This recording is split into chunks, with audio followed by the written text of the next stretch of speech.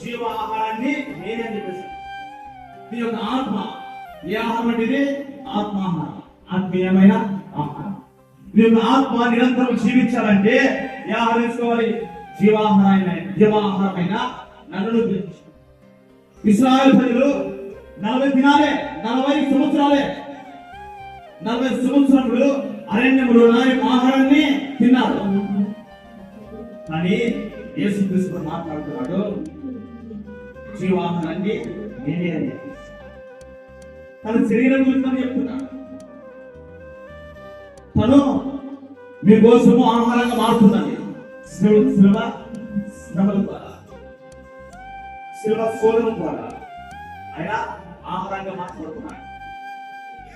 ఆహారం ఆత్మ. అందుకే యేసు మాట్లాడుతున్నాడు, అయ్యా మీ పితరులు మన్నా తిన్నా కూడా అరణ్యం ఏమైందంట? చనిపోయారు. మన్నా తిన్నా కూడా చనిపోయారు. కానీ నన్ను పూజించిన వాడు, జీవాహారం ఇస్తున్నా నన్ను పూజించిన వాడు ఎప్పుడు వరకు జీవిస్తాట? నిశ్చయము కూడా జీవిస్తాడు. ఇప్పుడు యుగాలు ఆ యొక్క జీవాహారం తిన్న వ్యక్తి రెండో మరణం నుంచి తప్పించబడతాడు.